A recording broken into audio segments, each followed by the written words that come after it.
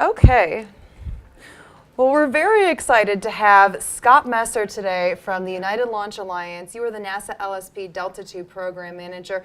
We're just days away from the launch of the GOES-S satellite into space. We're excited. What are you most excited about with this mission? Well, Meredith, I have to tell you, one of the things that gets me most excited is the fact that you're so excited about it.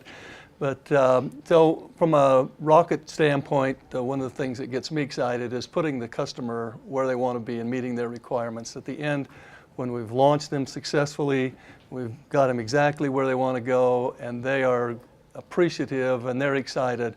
That's one of the things that is most fulfilling for me, is to be able to see them and the excitement that they have. And at United Launch Alliance, we pride ourselves on being on time and being successful with the launch and getting the customer where they want to go. So that's one of the things that keeps me the happiest and most excited about them. And we were just talking about it. This is a weather satellite. Weather plays such a huge role in launches, so this must mean something a little extra special to you. Yeah, it does. From a kind of a selfish standpoint, if you will, the launch vehicle relies a lot on weather. We have a very large number of weather criteria, everything from cloud thickness to wind and rain and all sorts of things that we have to make sure are right before we can launch. And so having a new weather satellite up that gives better data is really exciting for us. Now, United Launch Alliance, they launched America's first astronauts. We've sent missions to Mars. We were just talking about the GOES-R series. Is there anything that stands out? You've been through the first one. Now we're going into the second satellite getting launched. Anything extra special, aside from it assisting you, that makes this more memorable than other missions? Yeah, so to me, one of the things that's exciting about the GOES-R series is the improvement that we get in weather forecasting. In this last year, as we saw several hurricanes come through, and the GOES satellite was able to provide a lot of really critical data for a lot of people. And so it's exciting to see that kind of technology become available to people around the world, particularly GOES, I guess. The GOES missions are specific to the United States. And so I think that's a really cool aspect of the GOES missions and how they help people. And we're both excited, but to the everyday person, what is it about these weather satellite launches that are important? What are some of the benefits for the average person sitting at home watching? Well, certainly, from my perspective, they have a much improved forecasting capability.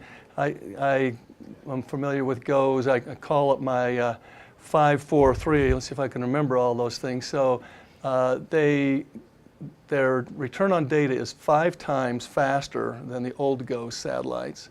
They're 4 times the resolution of the data coming down, and then they have 3 times as many channels. So if you think about that, that's a lot of additional data coming down from the GOES satellite, which allows for a significant improvement in weather predictions, in tracking severe storms, tracking lightning, all of the things that we're interested in. I mean, as I came in today, you were mentioning it's a very active weather day, and GOES, I'm sure, is tracking that and providing meteorologists like folks that work here at WeatherNation, and being able to help you make better predictions to help people like myself and others to live our lives better and better know how to prepare for weather.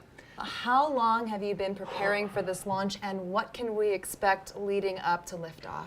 Oh, yeah. So we actually began working on the GOES-R series missions back in 2011. And obviously we started back then working with GOES-R. We launched GOES-R in November of 2016, at which time we began focusing a little bit more on GOES-S. So from a production build of the vehicle, we've been building the vehicle for about 24 months or so, and we've been integrating GOES-S to the vehicle since, as I said, November of 2016. So as we get closer to launch, the day before the launch, on the 28th of February, we will roll the completed vehicle with the GOES-S spacecraft on top out to the launch pad and get it all ready to go. And then that evening at launch, as we get ready to launch, the window opens at 5:02 Eastern Time. We have a 2-hour window just in case there are some weather conditions or anything that keep us from launching right at the front of the window. But we'll launch. There will be about a 4.5-minute burn of the first stage. When we get the vehicle out there fully loaded and ready to go, it weighs about 1.2 million pounds. After that 4.5-minute burn of the first stage, it's 95% lighter and only weighs about 60,000 pounds at that time. So after that 4.5-minute period, we'll separate the first stage and the second stage, and then there will be 3 burns of the second stage in order to separate the GOES spacecraft. So those burns are used to put the vehicle in little different orbits. So we'll have a short burn, a coast, another short burn, a coast, and then we have a very long coast, a 3-hour coast, in order to get the GOES spacecraft out to a geostationary transfer orbit. And at about 3 hours and 30 minutes after launch, we'll separate the GOES spacecraft, and they'll be on their way and ready to support us. I understand the United Launch Alliance has had 100% mission success over 125 missions. What does it take to keep a record like that going so strong? Yeah, so it is exciting. GOES will be 126, and you know, the men and women of United Launch Alliance, mission success is our #1 priority, right? If more important than schedule, more important than cost, mission success is important because we tie our success to our customer success. And so